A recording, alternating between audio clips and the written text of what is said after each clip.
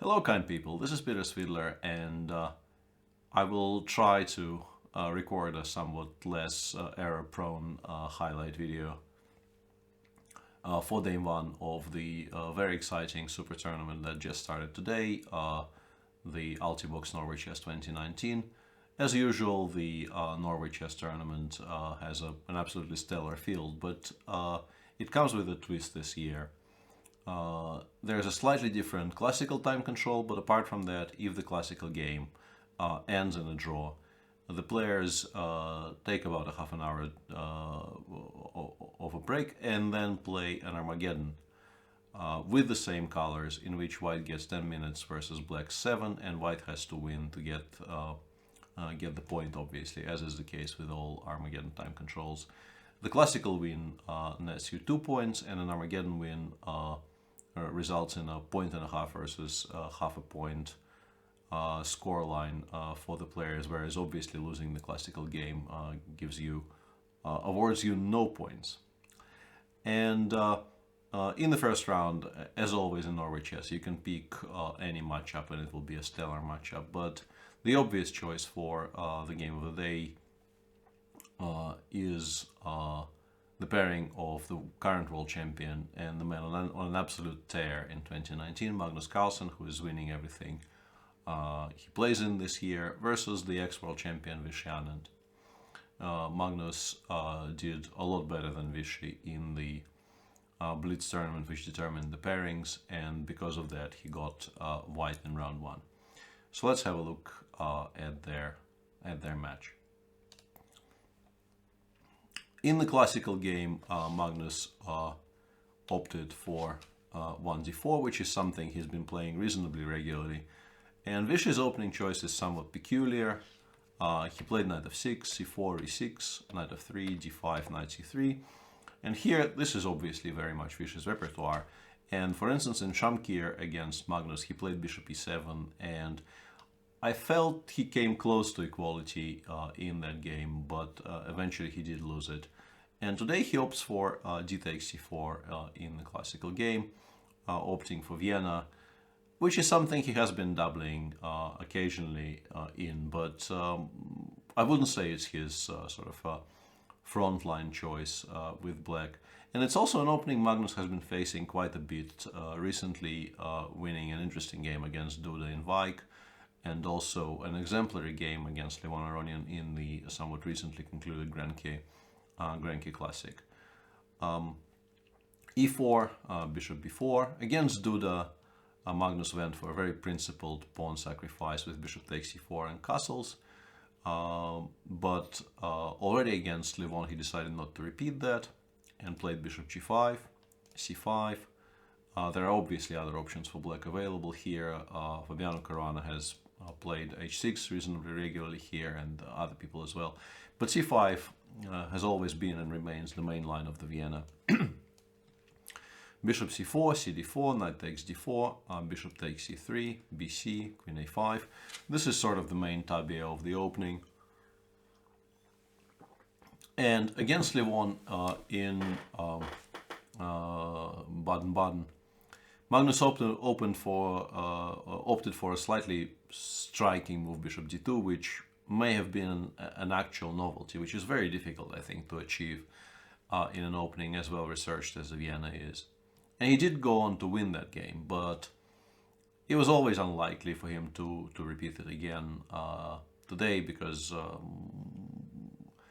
having been forewarned this move exists, Vishy was extremely likely, I think, to know exactly how to diffuse it. And Magnus goes knight b5, which is probably the third most popular option after queen a5, behind the old main lines with bishop f6, queen c3, king f1, and then black plays gf6.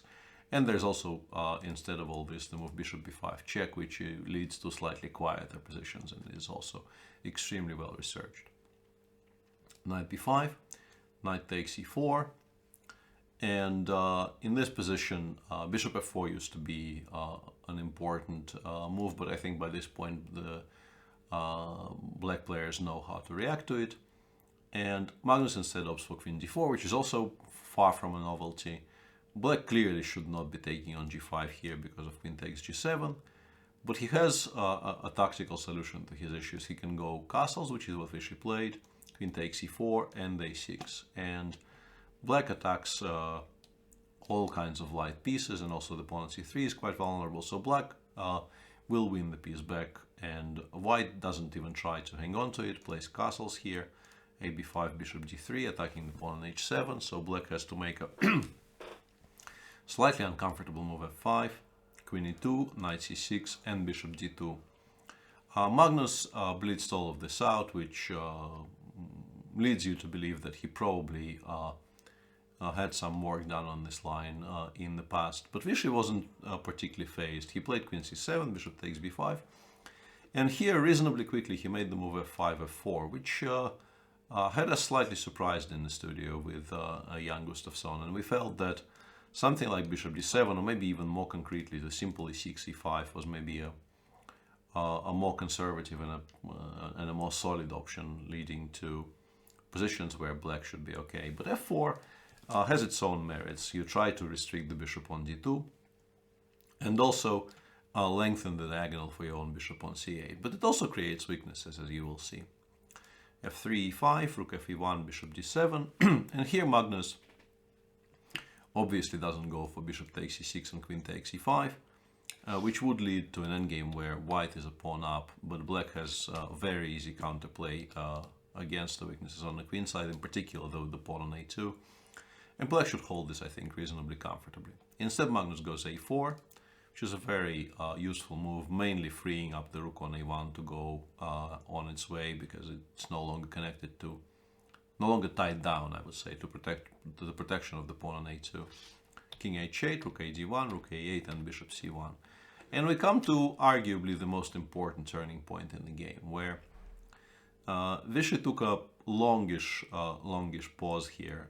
The most obvious move to deal with the idea of bishop a3 and bishop d6 would be something like rook f6. And then white can play something along the lines of, let's say, queen f2, hinting at maybe queen c5, or also bishop a3, the doubling on the d file with rook d2 and rook e d1 maybe is on the cards later on. And it's extremely difficult for black to actually find any constructive plans here. The position might not be all that horrible, but it's definitely better for white. And it's also a lot easier to play for white because, as I said, it will be exceedingly difficult for black to create any kind of proactive ideas. And after that pause, Vishy went for the pawn sacrifice with e5, e4, fe, knight e5, bishop d7, and knight takes d7. f3 looks attractive for a second before you realize that after gf, knight f3, and king h1, black ends up just a full piece down. There is no compensation here, no attack. You just resign. Knight takes d7, and it was Magnus's turn to go deep into the tank here, because black's plan is quite obvious. He wants to re-establish the knight on e5, probably go rook f6, and counterplay connected with f5, with f4, f3 is also always on the agenda. And Magnus would very much like to avoid giving black all these opportunities. And he ends up playing a move which is quite strong, but it's an important fork in the road here for white, I guess. He could also play queen b5 here, apart from the move that he chose, which is rook f1. After queen b5, black needs to play f3, gf, knight e5. And here, because of the fact that the rook on e8 is constantly eyed by the queen on b5, white can play rook f1. Obviously, the most simple tactical point is that you cannot take on f3 twice, because you get mated along the back rank. And after queen takes c3, white goes king h1. Once again, taking on f3 is bad because of rook d3, and the combined geometry means that black actually ends up losing a lot of material here. So after king h1, black needs to make some kind of a quiet move like knight c4, and he is still very much fighting for his life here, but his pieces do become a lot more active than they would have been without the pawn sacrifice on the 22nd move. Rook f1, on the other hand, is obviously aimed at stopping all this knight f5 and f3 nonsense by attacking the pawn on f4 straight away and not allowing knight f5 as a move. Vishy played knight c5, and here Magnus apparently said in the confessional that he is planning to play queen c4 here, but then he realized that black has decent replies to it, notably queen b6. And he thought for a longish time here and found, I think, the correct move, which is bishop a3. But after rook takes e4, a more precise continuation for white would have been queen h5. But this is not something that is very easy to spot, and Magnus actually did not make this move on the board. It's not very clear exactly what he missed, but black probably has to play rook e5 here. It's really bad for black to play b6 because of a move a5, which creates a lot of threats aimed against the knight on e5. But after queen h5, rook e5, white has an extremely beautiful geometrical idea of rook takes f4, attacking the rook on f8, and if black takes on f4, you play queen takes e5, and you end up once again delivering the back rank mate. After rook takes f4, of course, black is not obliged to play rook takes f4 and resign. He can play either rook f e8 or rook g8 is also a move you can make. But after both of those moves, black is in a lot of trouble. Instead, Magnus went for queen b5, and after rook e5, rook d1, Vishy found a very, very nice move here, rook c8, effectively unpinning himself, protecting the knight on c5 further, and more or less by force, game simplified to the following rook ending: rook e5, queen e5, bishop c5, queen takes c5, takes, rook takes f4, and h6. And here the white pawns on the queen side are very weak, and he cannot avoid trading one of them for the b7 pawn, resulting in an endgame where somebody as experienced as Vishy was always very, very unlikely to mess up, and he didn't. And eventually, 25 moves later, this endgame ended in a draw. Vishy did have to take some clean decisions along the way, but I don't think the draw was really ever in doubt. And with that, the players shifted to the shorter time control, with Magnus, as I said, playing with the same color and having to win to come out of this with a positive score. And in Armageddon, he chose a different opening altogether. He opened with c4, e5. In the Grand K Classic, he kind of tricked Vishy here by playing g3 and only playing knight c3 after Vishy played knight f6. My guess is this move order is aimed specifically against the line that Vishy played against him today. But Magnus decided to allow it anyway. Knight c3 on move 2. Vishy replied with bishop b4, as he has been doing quite a bit recently. Knight d5, bishop just goes back to e7. It looks slightly weird because black makes a lot of moves with that bishop and also leaves it on a square where it can be taken by the knight on d5. But he gets to develop the knight to f6 with tempo, and in general in these structures, black is not that unhappy about trading the dark square bishop for a knight.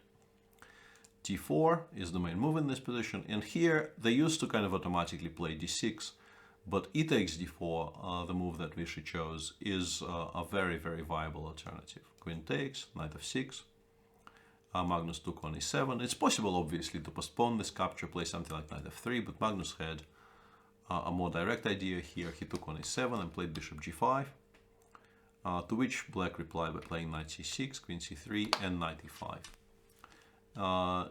During the live show, our chat trolled Jan incessantly for saying that knight e4 here is impossible because of queen takes g7. Queen takes g7 is not a particularly good move, but bishop takes e7, knight c3, and bishop a3 is quite playable for white, even though black really isn't doing all that badly here after, let's say, knight e4. But you obviously prefer white after something like f3, knight f6, and d4, with the usual plans of landing the knight on d5. I like knight e5 better. Knight f3, d6, e3. Magnus is not worried about black spoiling his structure because it actually gives him more targets to activate his pieces. Vishy played h6, which is a very decent move. But after bishop h4, there was definitely an argument to be made for playing knight e4, bishop e7, knight takes c3. Sorry, you probably should take on f3 first, I guess, gf and take on c3 here. And if you take on d6, the structure is obviously in ruins for white, and black is not really worse at all, despite being a pawn down. And if the bishop goes to h4, you can play something like knight a4, knight c5, and it's also pretty playable for black. But the move g5 that Vishy chose is not really a mistake at all. The point obviously is to meet bishop g3 with knight e4 and just pick up that bishop, which is why Magnus takes on e5. And this is where Vishy commits a very uncharacteristic mistake, because he played that move. It's not a good move that he played, which is d takes e5, and he also played it quite quickly.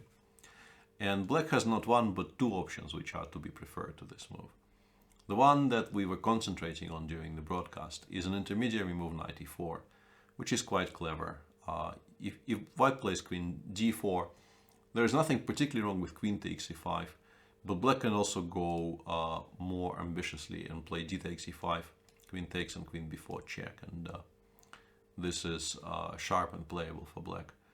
And if white does something like knight g6, black can take on c3, knight e7, king takes e7, and here white has a choice of once again winning a pawn like this, and then playing an endgame in which black will have tremendous compensation for it, or playing bishop g3 and just admitting that he has absolutely nothing after knight e4 and knight takes g3.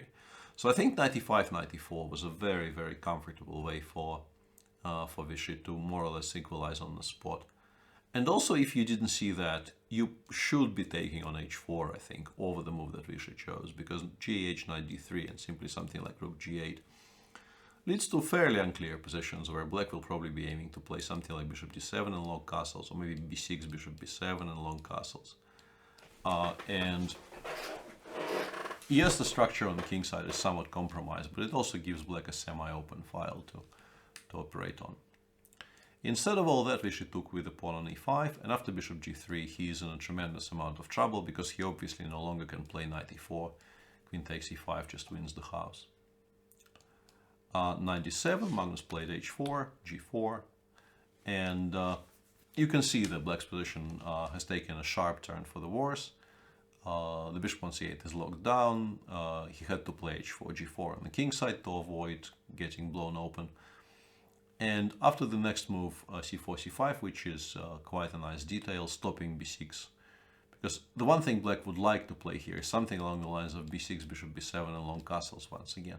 And c5 just stops all of this dead in its tracks, because b6 allows c6 and the position collapses. So Vishy played h5, rook c1, c6, bishop d3, castles, castles, rook e8. And here it feels like Magnus has let Vishy off the hook slightly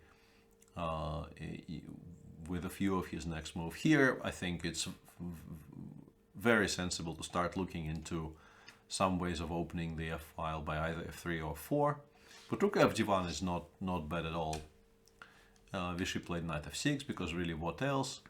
And this is a position where I think e3, e4 should be a very, very natural thing to play, denying the black knight the d5 square, and more importantly, once again, the bishop on c8 just has no prospects. You can never play bishop e6 because the pawn on e5 will fall. And white just wants to move the bishop to either c2 or d1 or b1 and then land the rook on d6. And the position, I think, it's not an overstatement to just call this position virtually lost. Instead, Magnus played bishop b1, allowing knight d5, queen c2, and e4. And this is an obvious improvement for black. The bishop is now locked down. Black also now has a very solid knight on d5, which kind of papers over the cracks a little bit, stops the rook from landing on e6 for the time being. And this clearly is the best position black had in a bit, but it's still not very nice, as the game shows. Rook d4.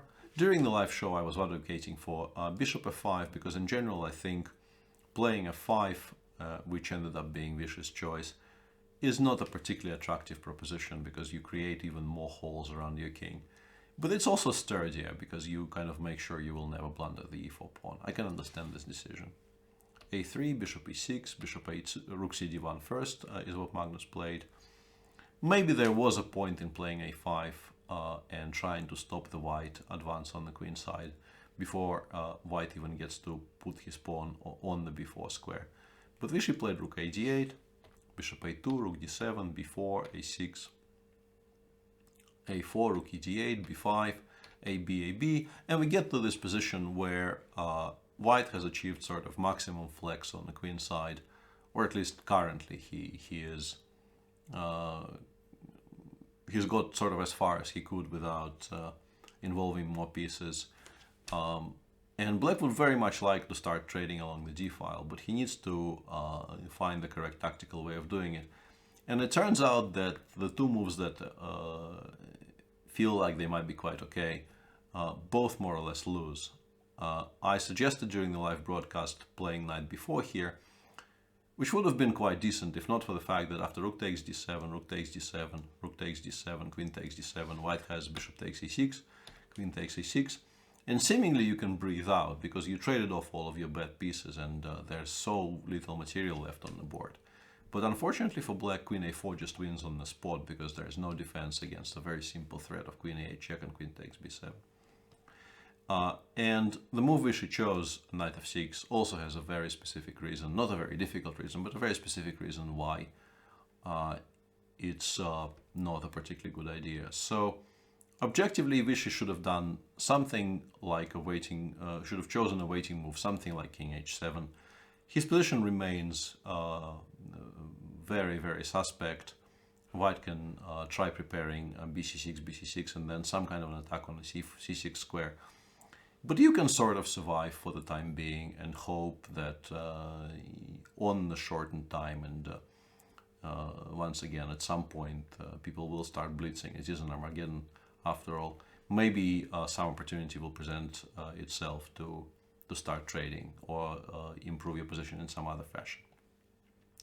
But after knight f6, which is what Vishy played, white gets just enough time to land the rook on d6. And once this happens, I think black's position becomes more or less impossible to hold because the combined weaknesses on the queen side plus an incredibly weak king compared to the king on g1, which will be completely untroubled until the end of the game, just make this make this an untenable situation for black.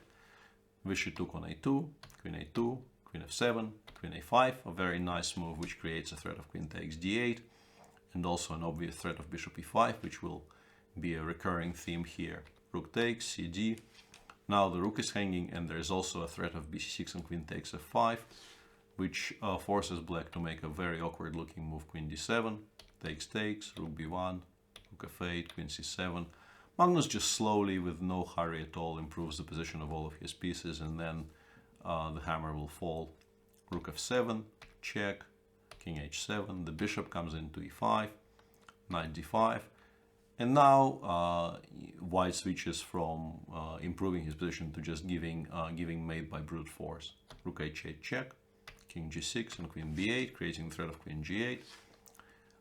Knight f6 is the obvious try to stop this, and now Magnus relinquishes one of his best pieces to give mate, which is often what happens with your advantages in positions like this.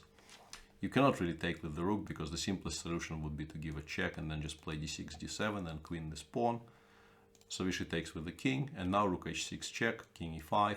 And here Magnus somewhat amusingly misses mate in 2 with queen b2 and queen d4 mate, and instead plays queen h8 check, which strictly speaking allows rook g7, but obviously it's completely immaterial because rook g6 just wins the entire house.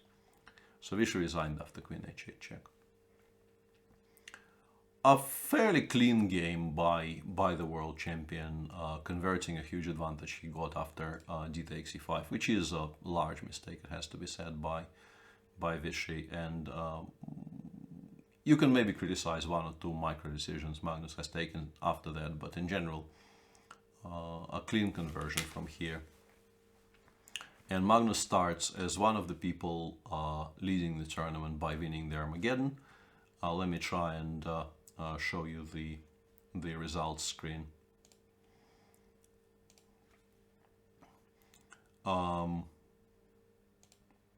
I think this should work, yeah. As you can see, all five games went to Armageddon, and in that Armageddon, White so far, slightly contrary to what we expected, frankly, before the show started today, White is currently completely crushing. Even if, let's say, Alexander Grishuk somehow managed to get flagged, despite at some point having 45 seconds against 17 in his game against Levon Aronian. But these are the results. Magnus beats Anand. Shahryar Mamedyarov wins a nice game against Fabiano Caruana in a Trampovsky. Ding Liren showed some potentially important theoretical preparation in the semi-Tarrasch to beat Wesley So after drawing in the classical. MVL was the sole unfortunate non-successful White player after he lost the Armageddon game to Yu Yanggi. And Levon Aronian ends up winning on time against Alexander Grishuk in a very complicated game where he was, I think, clearly winning at some point, but was actually completely, well, let's say, had no winning chances apart from winning on time towards the end of the game, but did manage to overcome a significant disadvantage on the clock by and beat Alexander Grishuk. That probably concludes my my overview of round one of Altibox Norway Chess. It is a very, very interesting tournament to watch. There is plenty of action due to the new format. It has so far drawn mixed reactions, I think, but in general, I personally enjoyed it quite a bit, and I think the players also seem to be getting into the swing of things. So please do consider going premium if you're not premium yet. Let me try and bring that up. There are some deals currently on the table. For instance, if you just want to dip your toe in the water, you can get 2 months for the price of 1 with the promo code Norway -2019 -trial to get all the goodies Chess24 has on offer, including our premium coverage of Norway Chess 2019. I hope to see you all tomorrow at 5 p.m. Central European for the second round of this exciting tournament. And on this, I will sign off. Thanks for watching. This has been Peter Svidler for Chess24.